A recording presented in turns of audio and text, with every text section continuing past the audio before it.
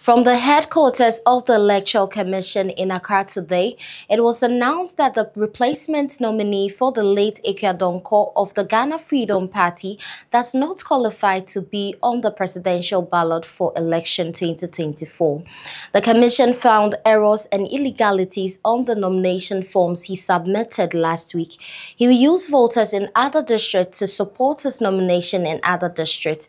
Even though the EC offered an opportunity for the errors to be corrected, that of the illegalities were a reason for disqualification. Following that, the chairperson of the Electoral Commission at an emergency inter-party advisory committee meeting announced that the GFP candidate does not qualify and therefore the party has been disqualified from the presidential election.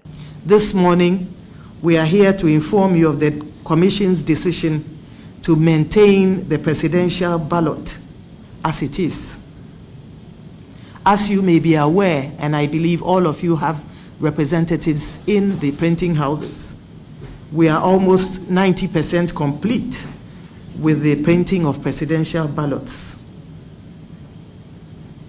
And you are also aware that following the passing of Madam Akua Donkor, we requested the printing houses to cease printing until, the law had taken its course. Now that the presidential candidate or the nominee has been disqualified, the Commission would like to inform you that the printing would proceed on the current ballot as is, in the interest of time and to save this country millions of cedis. And so our task here this morning is very simple. We are not here to change positions. We are not here to reballot. We are simply here to inform you that the Commission intends to notify our printing houses to proceed with the presidential ballot as is. It will proceed with the ballot that bears the name and the image of the Ghana Freedom Party, their symbol, and the image of Madam Akua Donkor. And we believe that a lot of discussions and advertisements will go out to prevent the citizenry from voting for her. So this is our mission here this morning. It is a simple one, as I said.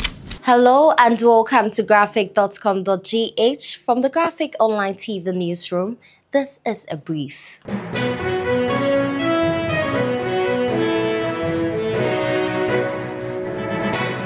Our editor from Graphic Digital, Enogdafat Frempong, who also served as the lead on the political desk of Graphic Online, explained what this means going into presidential election. Okay, so what all this means is that Akua Donkor's name, photo, party name of the Ghana Freedom Party, and the party symbol of a cocoa will continue to be on the ballot paper at the third position, considering that the EC, as of now, has printed about 90% of the ballot papers. But what will happen is that all ballot cuts in her name, that is Akua Donkor's name, will be annulled and will not be counted as part of the valid votes. Remember, when Madam Akua Donkor died on 28 October and it was announced, the EC suspended the printing of the ballot papers for the presidential and then asked the GFP to nominate a replacement. If that replacement candidate, that is Philip Apiakubi, who is commonly known as Roman Father, a broadcaster, had qualified, the EC would have printed fresh ballot papers all over again, and Roman Father's photo and name would have appeared on the ballot paper. But now that he did not qualify, as was explained today at the EC's meeting, because the EC detected errors and illegalities on his nomination forms, just GFP is out of the race. As a presidential candidate aspirant, he needed 2 people from each district across the country to have endorsed his form as the people nominating him to contest for the office of President of Ghana. But he did not get that number of nominees. As the EC saw, he used voters from other districts to support his nomination in different districts. With this development, it saves the EC some cost, as it can now proceed to print the remaining 10% of the presidential ballot papers. And this development will also not affect the positioning on the ballot paper for all the candidates. I mean, everyone will continue to be at his place.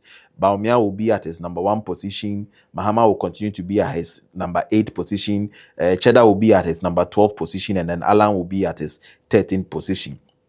There was a question today as to what happens if more people go ahead and vote for Akua Donkor and she wins the election. Would we have to do a fresh election or something? But the answer is very simple. Since her votes are not going to be counted and it's going to be annulled, there's no way she will win. So she's not going to win. So that's the answer. Talking about Akua Donkor, for example, the late Akua Donkor came to national limelight somewhere in 2003 or 2004, thereabout. Personally, I was then working in the Kumasi office when she walked in one day and demanded an interview. She just said, "Maba, munya me interview. Mekwa ko DMP." I mean, she intended she was going to office as MP. You know, the Kwabre constituency in the Ashanti region, it used to be one constituency, but it was divided into two, Kwabre East and Kwabre West then. She decided to contest the Kwabre West and competed with a former judicial secretary, Emmanuel Owusu-Ansah, the late, who was elected and then later became the Ashanti regional minister as well. Akua Donkor lost that election. And in 2012, she said she wanted to elevate her political career. So in 2011, she formed the Ghana Freedom Party. As someone who has never had a formal classroom education, she still wanted to become president. And eventually in 2012, the Electoral Commission registered her party, the Ghana Freedom Party, with the cocoa as a symbol. And ever since that time, she's been competing or attempting to be on the ballot paper. In 2020, she succeeded, and this year she succeeded. But unfortunately, on October 28, she passed on. May her soul rest in peace. And at the Supreme Court today, the court ruled that the declaration of 4 parliamentary seats vacant by the Speaker of Parliament was unconstitutional. The court, by a 5-2 majority, affirmed the application by Alexander Afenyo-Markin, the majority leader of Parliament. 2 of the judges raised issues about jurisdiction. Graphic Online's Emmanuel Ebo-Hodgson, who was in the courtroom, reported on how the application succeeded. In a majority decision of 5-2, Lovelace Johnson JSC and Amadou Tanko JSC dissenting on the issue of jurisdiction, the plaintiff's action succeeds. The full reasons and orders of the court shall be filed with the registrar by close of day tomorrow, 13th November 2024. This is the judgment of the court.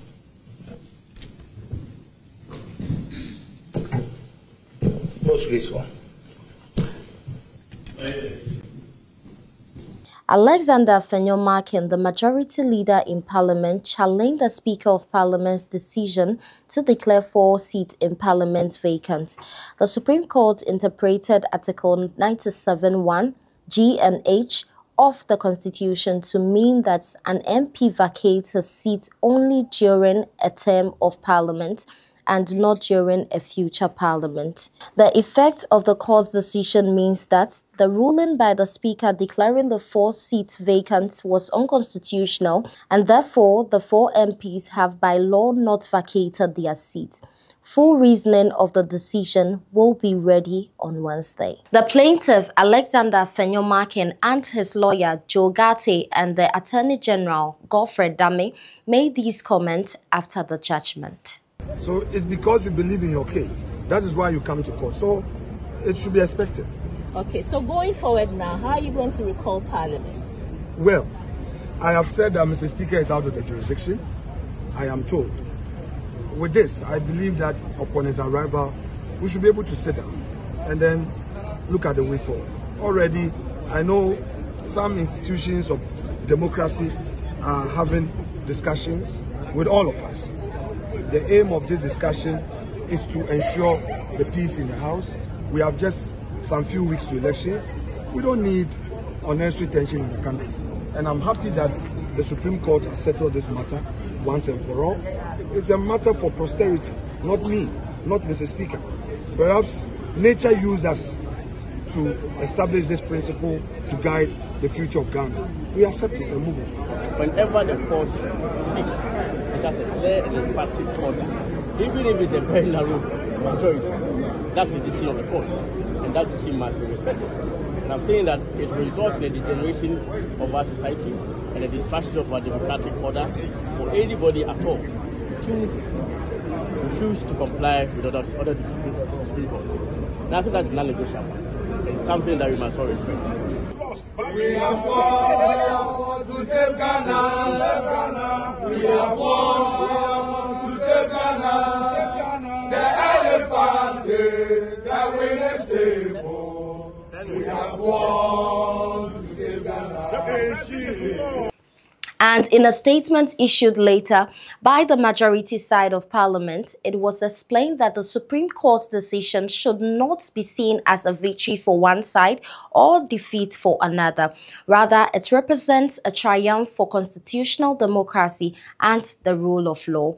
The majority side said it reinforces the principles that in our republic, every constitution, no matter how exalted, must operate within the bounds of the constitution. To my colleagues across political divide, I extend a hand of friendship. The time has come for us to move beyond this episode and redirect our energies towards our primary duty, serving the good people of Ghana who elected us to represent their interests. Our nation faces pressing challenges that demand our united attention and collaborative effort. To the Right Honorable Speaker, I reaffirm my utmost respect to your office and your distinguished service to our nation. This judicial interpretation of our constitution should strengthen, not weaken, the relationship between leadership and members of the House. With the highest regard for your wisdom and commitment to our democracy, I respectfully look forward to your exercise of your authority to reconvene Parliament so that together we may resume our sacred duty to the people of Ghana without further delay or discord.